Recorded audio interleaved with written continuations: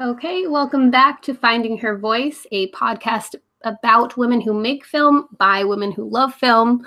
We're keeping this one pretty simple. It's the end of 2018. Everybody's making their lists. We've made multiple at the Young Folks and elsewhere. So with this one, we just want to talk about our 5 favorite films of 2018 directed by women. But first, before we jump into that whole mess, I wanted to ask, what was the best film of 2018 that confronts toxic masculinity? So I kind of threw this at them very late the night before recording this. So I don't know if you guys even had time to come up with an answer. But if you did, I would love to hear them. Gabby, did you pick one? So no. Sorry. I was trying to think of that because I feel like does it have to be a movie directed by a woman, or could be any? No. It could be any. And I thought of it because I read your write-up for Burning. Yeah, okay, because I thought Burning right away when you mentioned that question. And yeah, that would probably be my answer, because I feel like it definitely discusses masculinity and like just sort of the different shades that it comes in, like, you know, some more blatantly toxic and some more subtly toxic, and it really focuses more on the subtler aspects of it, and which I think is just quite amazing for the director to get across so well in this film. And I think it also speaks just to sort of like this sense of like just today's sense of what it means to be a man, and what and how we treat women. And so yeah, I feel like, I don't know, there's just so much in Burning to watch. And yeah, I think that film just sort of really kind of starts to like really unpack toxic masculinity in a way that many films haven't yet done, as you know, as well. I mean, I think you could think of like other films that are a little bit more like obvious about it, or they're taking on like these more of like American, like ethnic American kind of machismo undertakings, which like you see like a lot in Scorsese's films. He handles toxic masculinity a lot with his movies, but this is like the total opposite of that spectrum. And I think it's just really interesting. I think it's something more people need to watch, because they feel like they might relate to the main character in a way, or they might not realize they relate to him, and they kind of do. So I think it's really interesting.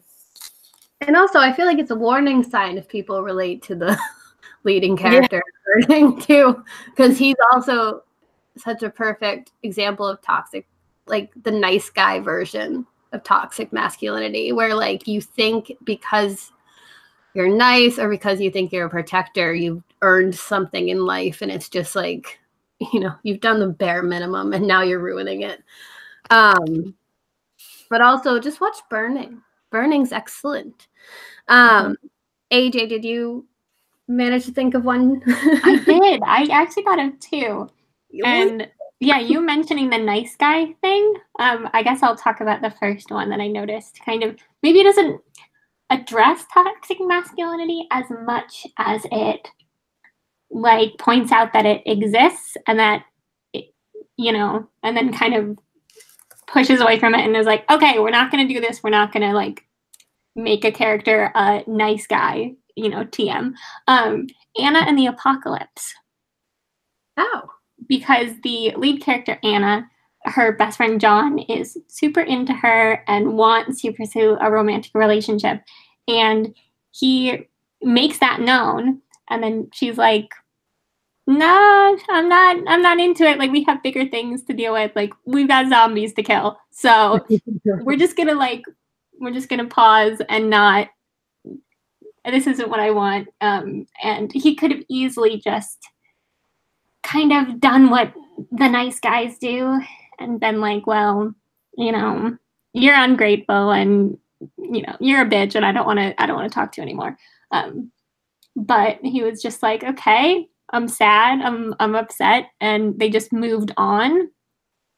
Which I thought was really was nice to see, like, toxic masculinity could have made him into this awful character who switches just on a dime and attacks her for not wanting a romantic relationship. But I just thought it was nice that it was like a subversion, and you got that, like, okay, this is not going to be one of those characters. On a different note, Jonah Hill's mid-90s does not do that. So very different in a way of kind of presenting toxic masculinity as something that brings young boys together, and is a huge, like, fabric of their identity, and kind of it just shapes the way that they grow and turn into adults by being very violent and negative and harsh with each other. And, you know, there are so many moments where they try to open up or be polite or be kind, and it's like, okay, that's gay. That's stupid, you know. Don't be a homo. Like, things that I know my brother had said when he was young, because that's what everybody was saying. And if you don't say those things, then you're not a real man. You're not a real boy. So I don't necessarily think that movie addressed it in a positive way, but did a very good job of showing it, depicting it. Yeah. So two different ways of handling toxic masculinity, but I think those stuck out in my mind of two that really dealt with it this year. It's funny that you mentioned mid-90s, because my pick is Minding the Gap. And the other skateboarding film, or one of the other skateboarding films this year, along with Skate Kitchen. And Minding the Gap is a documentary, and it addresses toxic masculinity in the same way of, like, the skate culture, and how it's all these kind of, like, wayward youths who use it both as a sense of, like, finding control in their life while also, like, being the most free that they could be. It's a weird way of, like, marrying control and being reckless. It's and so they talk about that, but the whole thing is that a lot of these guys in the film came from homes of abuse, and two of the characters came from homes of abuse, and then one of the characters ends up abusing somebody else. Or not characters, they're real people. I don't know. But so it just shows, like, how there's a cycle of abuse in life, and how the nice guy in this, like, the kind of seemingly charismatic one, is able to either get away with it because people just don't assume that he would ever do it, or because people, like, his charisma kind of, like, masks it. So it was such a fascinating film. And I don't always gravitate towards documentaries because I have a short attention span. And if it doesn't, like, immediately hook me, I'm just not going to watch. And this one is just, it's amazing. It's in my top 15 of the year. It's on Hulu. And I really, really recommend watching it to people, because I think it's one of the best takedowns of masculinity and what we expect out of men who have come from abuse or just any kind of background. It's just, I couldn't say more positive things about this film. And I think it's maybe the best film I saw this year that does confront masculinity in general. Like, it just truly is something special. But I do like that we had two skateboarding films on our list. But with that said, I do want to get to our top fives. Nobody's has changed since I messaged. I should have asked this before recording. But has anybody shifted theirs? No, mine's pretty much the same. I haven't seen any new movies since I've been Yeah. I've seen 2 new movies, but they're directed by men. So okay. Well, I hope you enjoyed them. But I just asked because I tend to, like, once I've, like, solidified it, I'm like, oh, but is it right? And, like, I'll kind of play around with my list, and then I just have to kind of finally just, like, put it away. You've sent it everywhere. But so I wanted to start, Gabby, your 5th place, because I hung on to that film for so long before I had to be like, oh, I have to shift it out of my top 20 or whatever. Mm-hmm. But yours is A Wrinkle in Time. Yeah, that was like probably if we looked about a year ago today, that probably would have been like on everyone's like most anticipated list for female directors. And it definitely, I mean, you know, in full like honesty, I haven't watched as many women directed films this year as I had hoped. I haven't watched that many films in general though, so this year but it does make my list. And is the top 5. And what I like is that I don't know, I connected to that film so much. Like I think it was just visually stunning. It was colorful. You know, I just love the way Ava DuVernay brought the film to life, brought the book to, you know, to the screen. I think it's a very difficult book to adapt, and I think that's why I didn't really go over well critically, and even with audiences. I think they might have gotten a little lost by it, but I think she did a great job, and I think the emotion and the kind of story she wanted to impart is in there. And yeah, I really loved it. I remember I left the theater like dazzled. So yeah, I remain on the A Wrinkle in Time defense squad as well. I don't think it got a fair play at all in terms of critical reception. I think people kind of jumped on the bandwagon, you know, when the first couple responses come out. And I do think critics have this tendency to not want to be the odd man out sometimes, especially fresher critics. Like they don't want to seem contrarian or whatever, or they don't want to be looked at as if they're having the wrong opinion, which doesn't exist in film criticism. But I still think that's a stunning film. And I also am a big score person. I love film scores, and the film score for Wrinkle in Time is beautiful, especially for the scene where she sees her dad again. Oh my God, I love that. Yeah, I've listened to it too, like throughout the year, and it's beautiful. It's perfect writing music. I was just gonna say that for like 3 weeks after I watched that movie, the soundtrack was my writing music. Well, I love it so much. So I'm glad that was on your pick. And then I'll do my number 5 because it's another one that's only on mine, and it's called Liz and the Bluebird. So I only got to see this film because I'm a film critic in some like film critic organizations, and it was one of the ones that was sent out for like animation. But I'm so glad I did. And it's by director, I'm going to butcher this so bad, Naoko Yamada. And I guess it's based on a manga series already, and it's just kind of like taken out of that to be its own individual story. And it's about 2 girls who play classical music, and it's kind of an unrequited love story, which I don't see in anime often between 2 women. Almost never, I'd argue, unless, at least explicitly. And it's just this wicked, sweet love story about friendship and holding somebody back. And because I saw this film, it led me to see this film called The Silent Voice, which is hands down one of my favorite films of all time now. It is just a stunning, stunning look at like people's ability to change and better themselves.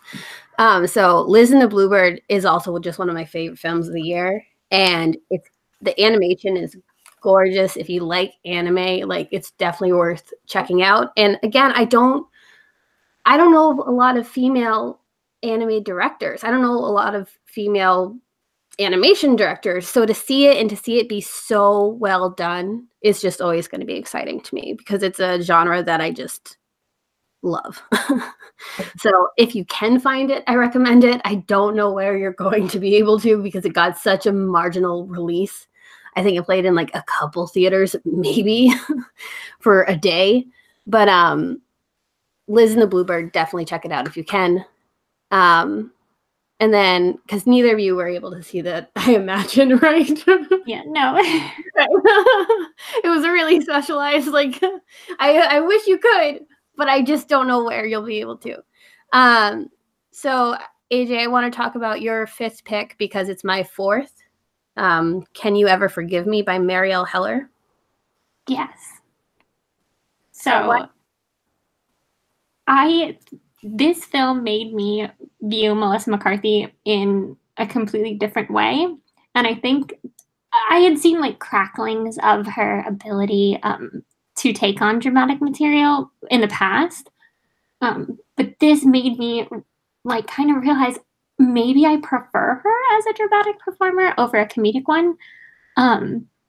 Because the way that she plays Lee Israel is just astounding. And she brings this, I don't know, this sense of like humanity and desperation to the character that I haven't seen her do before. And I think for me, it was difficult to find a theater that was playing this. And I think that's a shame because it's a really, really, really good film. And it presents women as complex people, which we are. Just it's not a caricaturization of a woman who is a real woman who's committing crimes. It's very lived in, and it feels real in a way that it should, because it is a true life story. And I think, if a man had directed it, we talk about this a lot, but if a man had directed it, maybe McCarthy's character would have been kind of blown out and, written in a way that makes her seem like larger than life. I don't know. I agree, because I think she would have become the villain of her own story rather than still being the hero. Like, she's not a nice woman. She does some things, but we never stop rooting for her because there's that desperation, like you mentioned. And I think it goes hand in hand with her will to survive, which is also incredible, especially as a writer. Like, there's some hard truths said in the film about like the ability to kind of continue doing what you love the way you love to do it, and it just not being marketable. And I love that, like, Marielle Heller directed The Diary of a Teenage Girl, which I appreciated more than I enjoyed. Yeah. I loved Can You Ever Forgive Me, though, and I think along with the direction, it is McCarthy and it is Richard E. Grant's performance as her friend. And I do love that their sexuality is never addressed like head on. It's just a fact. Yeah, that was my second point I was going to make. Yeah. The interplay between the two of them is amazing to watch. And yeah, the note about their sexuality just being an undercurrent. Yeah, it is what it is, and maybe it adds to her sense of loneliness because of when it's set, so she can't necessarily be as open. But I just think the characterization of her is beautiful, and I think there's something so honest that it could almost repel people at a time. But there's a line that Richard E. Grant's character has towards the end where she's asking his permission to like use him in her stories, and he's like, sure, but make me younger and don't make me sound stupid. And it's just a beautiful, honest line of like, everybody wants to be remembered better than they are. Like they don't want them to be a lie. They don't want them to be made up, but they want them to be reflected kind of just better. And I just think that's really, really honest. And I think that's really poignant. And this film stuck around with me longer than it like had an initial impact. Like I started thinking about it more and more after the fact, which I think is kind of a sign of a really lasting film. And I'm bummed that McCarthy isn't getting as much love as Grant is. Like I think he was great. I would love it if he won, since my pick, Stephen Yeun, isn't even going to be in the conversation. But Melissa McCarthy should be being talked about even more than she is. Like, I feel like she's always an outlier, and I know awards don't mean that much, but man, oh man, does it dominate a lot of the conversation. Yeah. Criticism. So it does kind of be like, she's such a able performer. I think she's one of our best, in all honesty. But Gabby, have you managed to see this one yet? No, I haven't. I hope you get yeah. I mean, I'm just listening it. I can't say like I've been the biggest Melissa McCarthy fan just because I find some of her comedy a little like regressive in the way like people view like women of size. So sometimes but I do think she's a great actress, and I do love like a good handful of her films. So yeah, I am very curious to see her in this though after what you guys said. So I'm excited. AJ, had you had anything else to add to this one, or should we go on to Gabby's fourth pick? Just that if anybody who's listening hasn't seen it, please go see it. It's really, really good. Yes, they double down on that. Yeah. So Gabby, you had Set It Up, which I'm so happy to see on yours. I loved Set It Up. I watched it like way too many times. I think that's like, just like the great thing about Netflix though in general. I think besides the fact that it's giving like opportunities to filmmakers who normally wouldn't get the green light, to have the movie play like in a cinema, but they're actually finding an audience at home. Because I mean, you see that with like Bird Box is like a recent example of like Suzanne Byer's film, and that's like a huge hit, just because it's on Netflix and it's easy to watch. So for Set It Up, I don't know, I really liked it. It was kind of like the return of the rom-com in a lot of ways this year. Yeah. And that Set It Up kind of set it off, and it's just so delightful. Zoe Dutch is so great. She's just like, she really is kind of reminds me of Kate Hudson a little bit. If you remember like How to Lose a Guy in 10 Days, she has that energy that Kate Hudson has. So and I miss that. Like I just miss these kind of romantic comedies. I know they're like, they have a certain formula, they're predictable, but they're just fun to watch, and they kind of I think like sometimes I just like to sort of like I watch like a serious movie and I like temper it off with a lighter movie, and not that lighter movies aren't as good as the more serious ones, because I think that's like an unfair comparison, but and that's kind of why I put Set It Up on my list, because if I've watched this movie like 5 times this year, I think that says a lot about how good it is. And I don't think it, I think that lighter fare should be, considered in the same ways that more serious films are. So it's just a really funny film. I think the director, and I'm blanking on her name and I feel bad right now. But she was like pregnant and taking care of her kid while filming this. And I think it just goes to show like the whole like bullshit that men like to say, well, like women can't direct because they have like maternal responsibilities. And I'm like, well, you can have maternal responsibilities and direct a movie and have it be really good. So there. And it's Claire Scanlon. I just looked it up. Yeah, Claire Scanlon. So I remember like reading about that, and I was like, cool. So she just like kind of proved all those dudes wrong. Right? And yeah, I mean, it's just annoying. And then but yeah, just the movie itself is just funny, and it's really well directed. I like this. I mean, I think it has some really wonderfully like heartfelt, emotional moments. I think the pizza scene is what everyone loves, and so do I. I rewatched it recently too. And it's like I was on a flight. I'm like, I feel like watching this. And Glenn Powell is just like, I mean, just like the perfect kind of co-star for someone like Zoe Dutch. I think they have like really, really good energy that bounces off each other, and I think that's like what you really need in a rom-com is that energy, and they definitely have it. Yeah, and Glenn Powell, I feel like you said with Zoe Dutch giving you like Kate Hudson vibes. He gave me like young Tom Hanks. Like I just was like, just with his energy and kind of like the perpetual exasperation at like everything around him. Like I just really adored. I thought, yeah. And I also made me think that Lucy Liu should be in more comedies often. Yeah. In more things, period. Because I love her. And I have since Charlie's Angels, which I know is a weird one, but I do. So yeah, this one was so charming. I kind of forget that this came out this year. I feel like I watched it forever ago. But Yeah. And AJ, your fourth is another Netflix release because it's Private Life, right? Yes.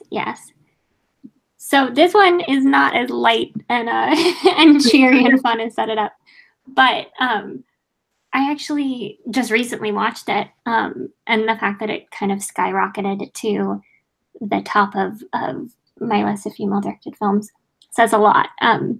So it's directed by Tamara Jenkins.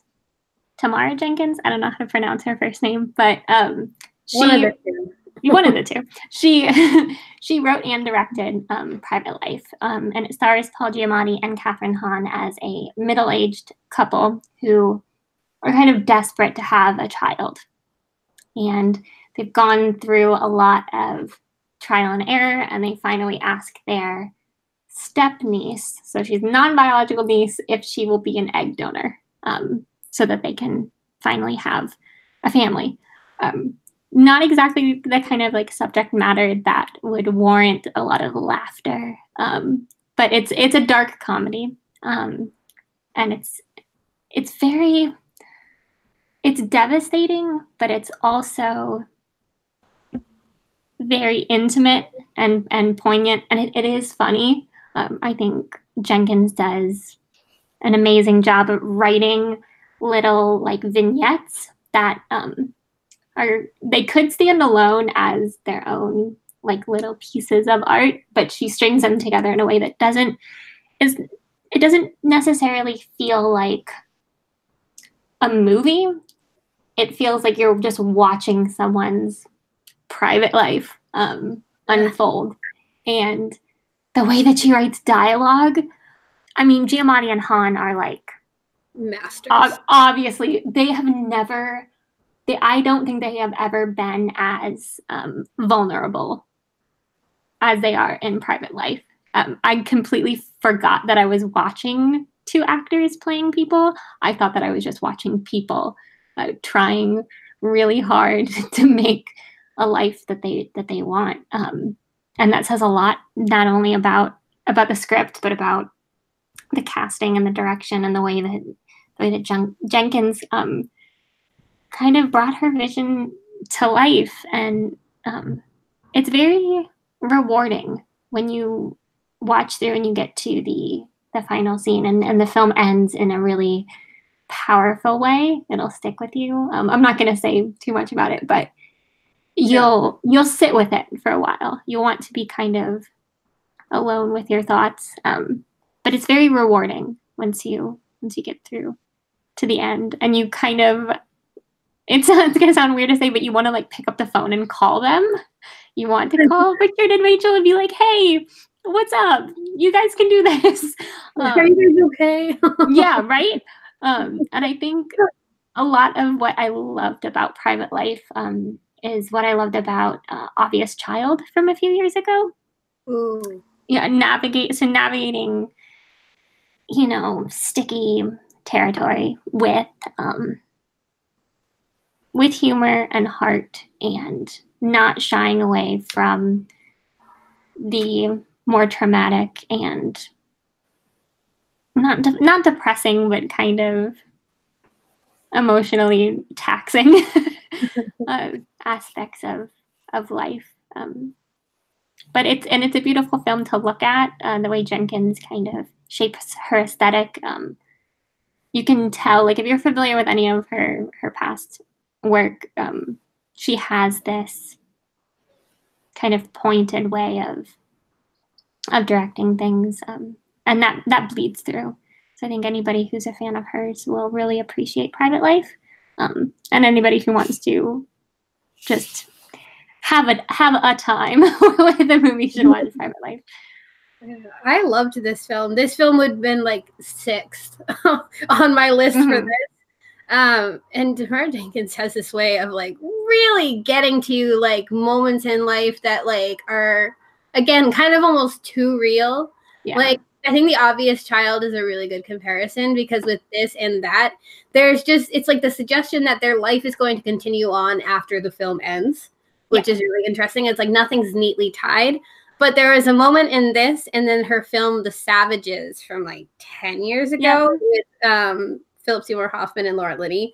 And that, again, just I was like, whoa, this is like too honest, because there's this one line that they have in the film about like, why is this girl trying to donate eggs? And then they're like, oh, she's a journalism major with a film studies degree. And I was like, fuck. I was like, because I may have like jokingly suggested that was something I should do a couple of years ago to make money, and like it is because our job options are limited. And then in The Savages, there's the moment where like they're at a meeting for like grief or something, and they're eating cookies, and the guy points out, and he's just like, those are for after the meeting.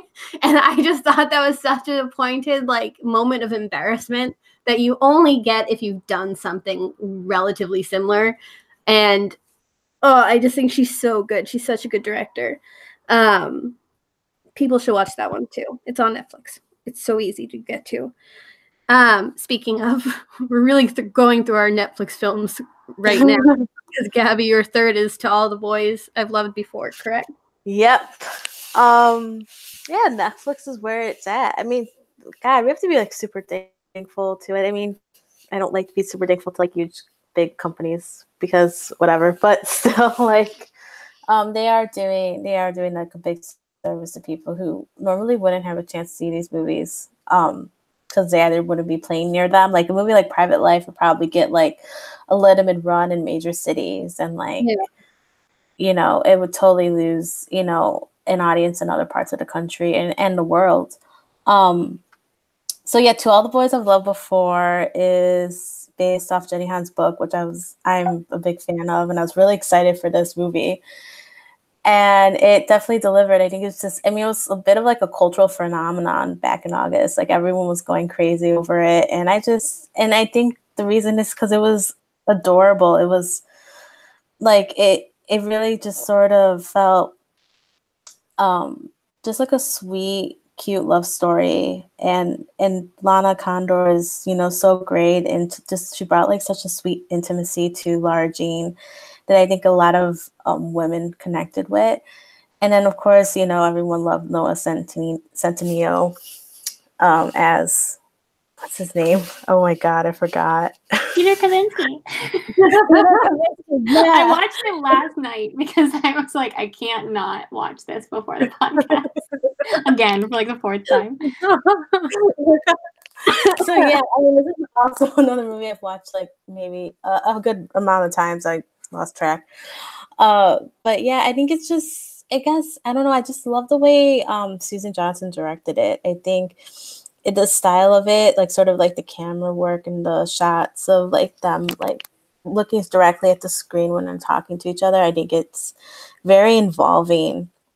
Kind of reminded me of like Harold and Maude a tiny bit, but not like the story, just the way it looked. Yeah, I don't know. I think it was just really well done, and I think it was just a very much like a teen story for like today's age. That I think a lot of people have been trying to follow more of like for teen films, like more of like the kind of gossip girly, CW, Riverdale kind of thing, which are entertaining in their own right. But I think like films like this is a little bit, there's more of like I guess a restraint to them that makes them, I don't know, it just seems really special. And I was just, again, I think for me, as I get older and I look at films, I start to appreciate the ones that I know that I can sit down and I can watch over and over again and really just love and find something new to love about them. And that was definitely the case for To All the Boys I've Loved Before. There really is something to be said too about like genuine sweetness on film, like sweetness that isn't getting made fun of. I think that's special, and I don't think we see it a lot. I think romance films like to have like a bit of cynicism so people take it seriously. And so to see it be like just straightforward, like, no, we're an adorable film with adorable people who are gonna fall in love. It's just like, I like that. And I kind of as I'm getting older, I appreciate it and I need it in my life. So I really love the film, and I do wish that Lana Condor was getting the same amount of attention as her male co-star. Yeah, no, yeah. Because I love him and his face. I just think it's an example of Hollywood being Hollywood, and yeah, because they were both great in it. And she had the harder job. He just had to show up and be charming, you know? And then it was like, whoa, it's over. So to move to a dramatically different film and tone, I'm going to go with my third. AJ, it's your second. Rider by Chloe Zhao, which is a recent addition to my list, was a recent addition to my top 10, but it took like maybe 2 scenes in for me to be like, well, fuck, this is amazing. Like, what a modern masterpiece. It's a gorgeous film. It's based on the lead character, I'm forgetting his name, Brady Jandreau. Okay, thank you. Brady Blackburn in the film. Yeah, it's based on his real life. He was a rodeo performer, right? And he had a traumatic head injury happen to him, and the director just saw him, I think, while making her other film, and like created this film for him. And it's just such a tender look again at masculinity, and again doing what you love the way you want to, and the fact that nothing was really going to stop him from continuing to work with horses. It's kind of like a modern fable. It's a beautiful film. There's some shots in it that are some of the best that I've seen in years. And the fact that he does perform with horses, the fact that he rides horses and is so well equipped, gives it a sense of authenticity that not all films have, because there is that level of performance. And while this is a performance, it's a close line of performance and realism. And I had seen the director's prior film, Songs My Brothers Taught Me, and it kind of is a similar vein. I don't know if you've seen this one, AJ. Where again, it's kind of like taking a real life story with real people and just transforming it into a movie. And I feel like in a lot of cases that could seem kind of like a gimmick, or the real life person could not be a good actor. And this kid is just amazing. But I'm just kind of gushing. So AJ, do you have more cohesive thoughts?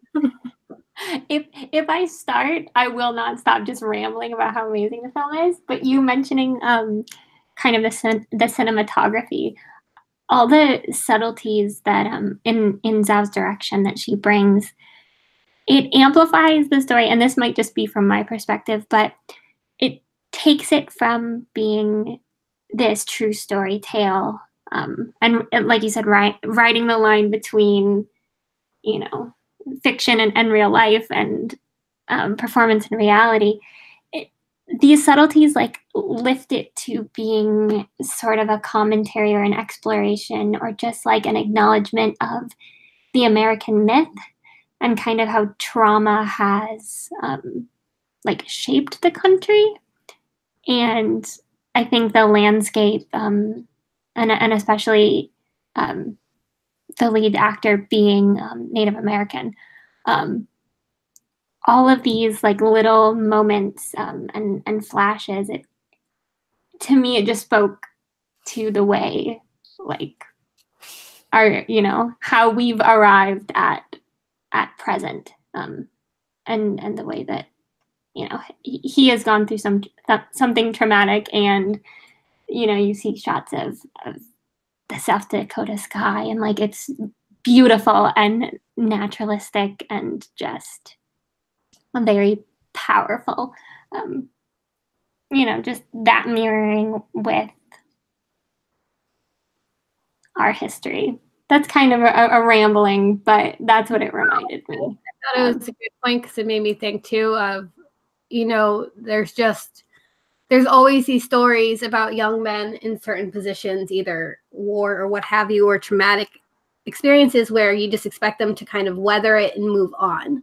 It's like the position that we put young men in always, to kind of just endure and to not do that means you're lesser.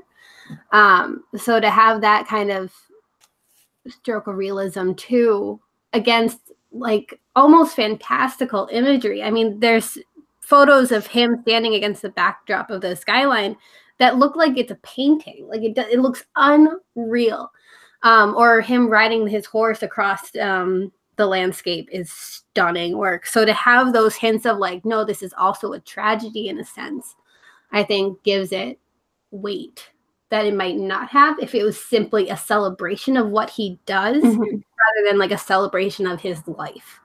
And the lives of people who do what he does. So yeah, I think this one, I think it's on Amazon maybe. I don't know. I'm not exactly sure.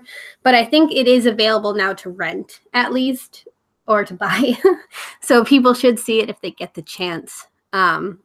Maybe I'm thinking the next one is what I rented. It's on Stars. Oh, okay. Yeah, I've been meaning to watch it. It's so good. Yeah. Clearly. If you have a Star subscription, yeah, it's on there, so you can watch it for sure. Or get the trial and then just cancel it after you watch it. But remember to cancel because that's how I've gotten screwed a bunch. So, AJ, your third pick is my second, Gabby, your first, and it's Leave No Trace by Deborah Granick, and she did Winter's Bone. And almost similar to the writer in some senses, but this is just a gorgeous film. Gabby, I don't know if you want to talk about it first since it's your number one. Yeah, I was really surprised by this movie. I actually did not know anything about it. I had to watch it for an assignment for class. So she's like, go see Leave No Trace. I'm like, what? And then I looked it up and I saw it was from the same director as Winter's Bone. And I liked Winter's Bone. I wasn't one of the biggest fans of it though. So I kind of came in with sort of just like regular expectations. And I left the film just completely stunned. I thought it was just such a beautiful story that really kind of unfolded itself in such an interesting way. And I mean, we obviously know like Deborah Granick has this really, like, she's a wonderful director in the way that she just films like the wilderness and lighting. I mean, the natural lighting in her films are amazing. And that brings a lot of beauty to Leave No Trace. But I just sort of like how this story came about, just this father and daughter, and how gentle it was in treating them and their relationship and having them come to terms with what they each need and the fact that those are different things. And it was the ending is heartbreaking, but it's also like very satisfying in the way that you know that this is right for them. And that's what ultimately made it so beautiful. And so yeah, I just think that there's a lot in Leave No Trace that, you know, it discusses, and it doesn't feel like heavy-handed in any way. It feels like natural, sort of like, you know, the forest they were in. It was just like all together. It's just a very natural like progression of a relationship and how it, you know, kind of ends, you know, together. So yeah, I really liked it. Yeah, and I like all the subtleties too. It's like it's obviously a story about a father and a daughter, but it also, I think the point of view it takes, the kind of scathing point of view it takes on our treatment of veterans was really interesting in PTSD. Like there's that scene, and this isn't like a huge spoiler, it's rather early in the film, where you see the camp of like veterans homes, like homeless like kind of campground being taken away, and it kind of gives a double meaning to the Leave No Trace, I think, where it's also like leave no trace of what we've done to these people. You know, like we're not supposed to see the damage afterwards. And I thought that was one of the most heartbreaking images in the film, is watching that veteran have his home taken away from him despite the fact of what he had done. And so I think that, plus obviously the main storyline, is just a beautiful, beautiful look at like grief and relationships. And I think Granick's work in just like finding these very specific communities and like having such a fascination with them. I just, when the film stopped, I kind of just was stunned. Yeah, I think I just couldn't talk. I was like, that was one of the most beautiful films I've ever seen. So AJ, I don't know if you had anything to add to it as well. Yeah, I mean, you guys have kind of summed it up really, really nicely. I guess my biggest kind of point that stuck with me the most was the dynamic of the relationship between Will and Tom. And I think the fact that Tom is at an age, she's 13, 13, 14, around there. She is at an age where, it's a very transformative period in a girl's life. And the fact that something as, dramatic as what happens to the two of them happens to her. And she's trying her best to adjust and understand and make sense of like reality. And then also kind of having to play the parent when things take the turn that they do. That really stuck with me just because it's something that I can relate to. So the nuances of the relationship, the father-daughter relationship, that knocked me out. Yeah. Yeah. The parent-child syndrome. Yeah. Yep. I get it. Yep. But yeah, there's so much to love about this film and to kind of keep exploring. And I just wanted to touch on when you mentioned the fact that she kind of shifts and learns as the film progresses. There's almost a similarity to Shoplifters with that, where the young boy in that film, you kind of watch him grow up because of his surroundings and stop taking he's not just following their lead anymore. Like she isn't just following her father's lead. They kind of develop this agency as the film progresses and kind of comes up with their own morals that I think is fascinating. And I think Leave No Trace is, it gives a lot of credit to a teenage girl. Like, she's just very intelligent and perceptive. And it's been a good year for films about teenage girls actually with this in like 8th grade, where they own up to the fact that they deserve that kind of representation, an honest look. But yeah, no, I love this film. This is one that just left me devastated also, but like you said, in a way that felt earned, Gabby. Yeah. For another devastating film, it's me and AJ number 1, and Gabby, it was your number 2. You Were Never Really Here, directed by Lynn Ramsey. And I've said this about this. So this film I did not want to watch because I knew the subject matter, and anything dealing with kids, I kind of have a hard time. I mean, nobody has an easy time watching it, but it's one of those things. Like it's the reason I didn't watch Vox Lux. Like I knew the beginning and what happened. And it's one of those things that I just leave it really shaken most of the time. So I kept telling my fiance, who really wanted to watch it, and I was like, I'm not in the right mood. And finally I was like, I'm never going to be in the right mood for this, so we should just watch it. And afterwards I was so happy. Mind you, my heart was like racing, but I was so happy that I had watched it because I was convinced I'd seen a masterpiece. And I'd seen a masterpiece in 90 minutes. And I think there's something to be said for a female director being able to make her masterwork in such a brief running time, where there's all these male auteurs who have to make 4-hour fucking films to make their like self-congratulatory bullshit. It's like you can get it done in a short period of time. Length does not equate to quality at all. And I mean, it is again, some awards talk, whatever, but it is a goddamn shame that this is not in the conversation at all. It's embarrassing even that this is likely going to get nothing. And if it does, I will admit I am still off the mark.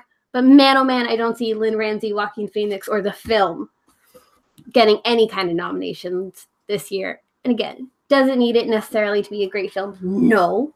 But in a year of such tremendous female filmmaking, it seems like a shame.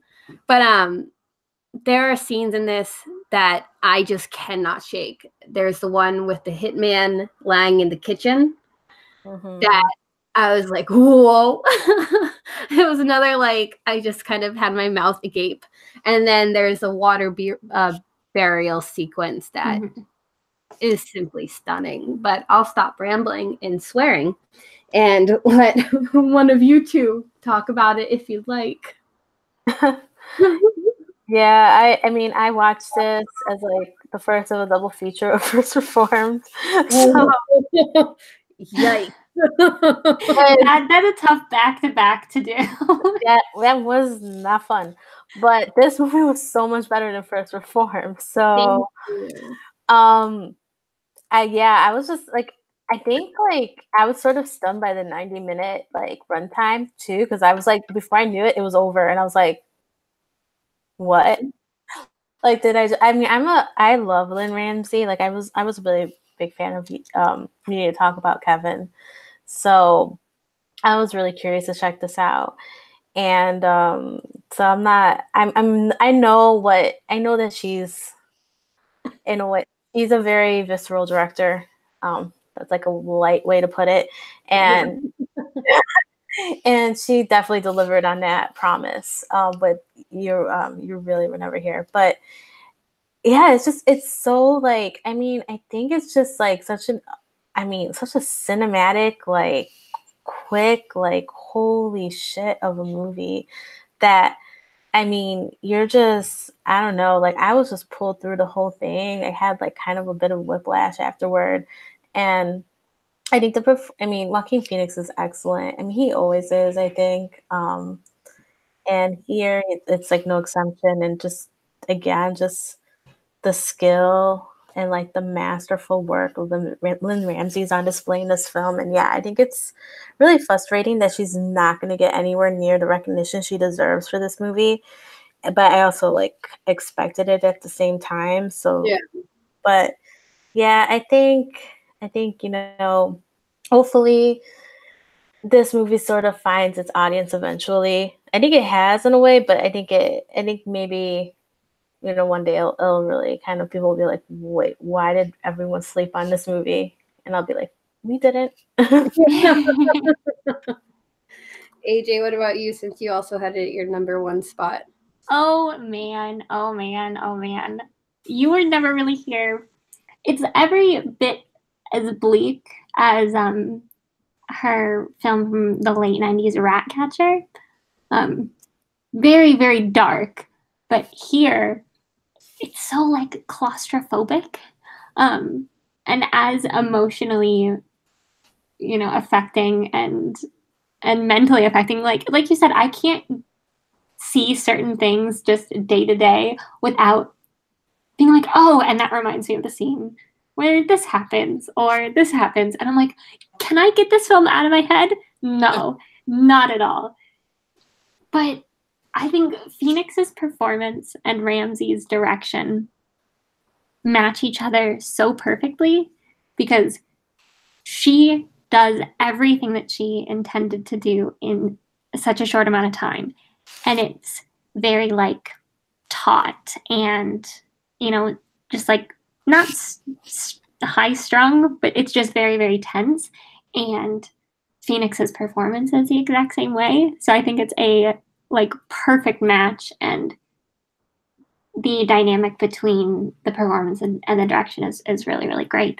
But the fact that a lot of male directors, I feel like if they had tried to tell this story, obviously it would have been a lot longer. There would have been like viscera and gore for the sake of it. And not to say that this film isn't, very, there are a lot of bodies, dead bodies in this movie, and a lot of violence. But I think for me, I could feel that Ramsey wasn't trying to lean into that more than necessary. She was more so leaning into everything that leads up to violence. What violence does to a person. Why we choose violence. And kind of the evils of the world. And I think, so I think why I love it so much is it's not just about what it's about everything else around it. And I could pick it apart for days. And I've been like all but screaming about the movie since I saw it. But it's just a masterpiece. Yeah. And I agree. And I agree about the point of the, trauma. And like, I like that point. It's not about the violence. It's what causes it. That's the most intriguing part, or what leads to it. And how this man, who endured his own trauma, also spends his time rescuing those from trauma with violence. It's such an interesting story, and it's such an interesting film. And yeah, it made my heart race a bunch, but like anxiety is okay if you got good art out of it, right? Yeah. That's what I'll tell myself. So yeah, it's just, I think this just shows that every year you can find great films directed by women. Like any year where they're like, they didn't exist, it's like, no, they were there. You didn't look hard enough. This year in particular, not only was one of the best years of film in my lifetime, I think, it was a standout year for women in film in terms of quality and the range of work that we saw, which I think is like really noticeable when we go through our list and we have romantic comedies and anime and serious like award-winning dramas. Like, I think it's so interesting to see. So that was our top fives. And before we go, I did just want to throw out there, if we have any kind of like cinema goals or, goals within media coming up in the next year, I assume all of us have read more on our list, because I always have read more on my list, but you guys probably read more than one book a year. But yeah, so I didn't know if you guys had any kind of like resolutions of what you want to do next year in terms of movies. Or anything. Well, for me, I'm definitely gonna try my best to do the 52 films by women challenge, because I feel like that's just something I feel guilty about every year that I don't really make an honest to God attempt to do. So I'm going to try my best. And I think also just in general movie goal for me is just to seek out films that not necessarily are new releases, but older films and just a variety of movies that I haven't had a chance to see yet, and don't let the pressure of seeing what's new kind of overrun, an opportunity to see an older film. So that kind of stuff. And of course, read more. I need to read. I do feel like just that sense of when you don't read enough, you're just kind of like, I don't know if everyone feels that way, but I do. So yeah, I'm definitely going to make a real attempt to read stuff outside of class and all that. So, yep. AJ, what about you? Well, I'm going to do the 52 films by women again next year. I did it this year. I got up to 54, so just barely over. I intended to write about every single movie that I saw, but life happened. But I do have another top 10 like year roundup to do. And I want to do that again next year. And another one of my, I guess, goals is to watch more foreign films, because I saw a lot of foreign films this year that I loved. Shoplifters, Roma, just so many. But I want to watch more, because I know that there are so many older ones that are just like classics. And it's not necessarily that I've been putting them off. It just, there's so many new films coming out every week that I'm like, I've got to go see these. So I want to take some time to kind of sit back and watch some older foreign films. Yeah. And I mean, towards the end of the year, I know for me at least, I get consumed by watching all new films because like you just feel like you have to see everything. Like especially with voting on things, I just feel like I have to see everything to give it its fair due. But a lot of times I know when I'm not going to like a film or I'm not going to be like blown away by it, and I do think I need to kind of get it out of my head that I have to sit through mediocre films just to say I'm up to date. And it's like, no, like I know this isn't going to gel. And sometimes though, when I watch a trailer, like I watched a trailer for Burning and I was like, I'm going to love this. Like, I just know I am. And I did. But my goal is similar. Last year, I made the goal to watch more Akira Kurosawa films because it was one of my unfortunate blind spots. And it was really rewarding while I did it. And some of his films became some of my favorites of all time. And his main, like, kind of collaborator, Toshiro Mifune, I think, became one of my favorite actors that I've ever seen. So I'm kind of gearing towards, I think I'm trying to catch up on a lot of anime films that I've never seen because I do just love the genre, and I've never seen like Akira. So we're going to watch that today. I just watched The Girl Who Leapt Through Time last night. I am going to try to finish the 52 films I won gold because I did not, and I'm mad at myself about it. And there's honestly a part of me, I'm so sick of watching films about straight white men, directed by straight white men, that I'm like, I looked at my top 10, none of them were directed or about straight white men. Like, you know, maybe one was about a white kid, but it was directed by a gay man, you know, like, and I'm like, the art exists. Why do I make myself do this? And so I'm going to be looking more at world cinema and films directed by women, with probably a specific look at Asian cinema, because I've just realized over the years that, you know, with, Wong Kar-wai, with Burning, with Kurita, with Akira Kurosawa, I do just have a inclination to enjoy those films for whatever reason, and I kind of want to dive further in it and dissect why maybe it's something that I'm drawn to. I'm also planning a trip to Japan in 2020 though, so maybe that's part of it. So yeah, and there's that, and it's read more because I think my writing falters when I don't read enough, and I am making a personal goal to do personal writing in 2019. So if I think reading is something that helps. And I do have a new book, the Karina Longworth book, who does You Must Remember This, the podcast. I got her book for Christmas. So it's kind of just like judging me on my desk as I don't read it, and I like go through YouTube videos.